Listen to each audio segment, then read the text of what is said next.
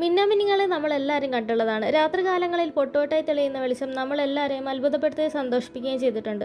പക്ഷേ എന്നാൽ അവയെല്ലാം ഇന്ന് വംശനാശ ഭീഷണിയിലാണ്. പണ്ടത്തേതിനെ അപേക്ഷിച്ച് ഇന്ന് മിന്നാമിനിങ്ങളെ കാണുന്നത് തന്നെ വളരെ ചുരുക്കമാണ്. വല്ലപ്പോഴും രാത്രികാലങ്ങളിൽ കണ്ടാലായി. പണ്ടൊക്കെ രാത്രി വീടിന് പുറത്ത് നോക്കുമ്പോൾ അവ വെട്ടവും തെളിച്ച് പറന്നു നടക്കുന്നത് നമ്മളെല്ലാവരെയും ചെറുപ്പത്തിൽ അത്ഭുതപ്പെടുത്തിയിട്ടുള്ളതാണ്. ഇതിനെ കുപ്പിയിലിട്ട് വെച്ചും കയ്യിൽ പിടിച്ചും സന്തോഷം കണ്ടെത്തിയിട്ടുള്ളവരാണ് നമ്മളിൽ പലരും. ശരിക്കും മിന്നാമിനിങ്ങി രാത്രിയിൽ വെളിച്ചം തെളിക്കുകയും കെടുത്തുകയും ചെയ്യുന്നത് ഇണകളെ ആകർഷിക്കാൻ വേണ്ടിയാണെന്നാണ് പറയുന്നത്. ഇണകളെ മാത്രമല്ല, ഇരകളെ ആകർഷിക്കാനും അവ വെളിച്ചം തെളിച്ചും കെടുത്തിയും നടക്കാറുണ്ട്.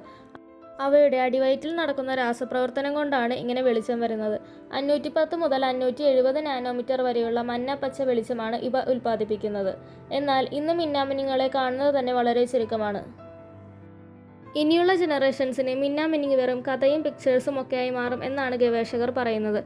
മിന്നാമിനിങ്ങൾ ഭൂരിഭാഗവും മണ്ണിലോ ഇലകൾക്കിടയിലോ ആണ് കഴിയുന്നത്. ഇവയെ വേനൽക്കാലത്താണ് കൂടുതലായും കാണുന്നത്. അല്ലാത്ത സമയം മണ്ണിനടിയിലായിരിക്കും.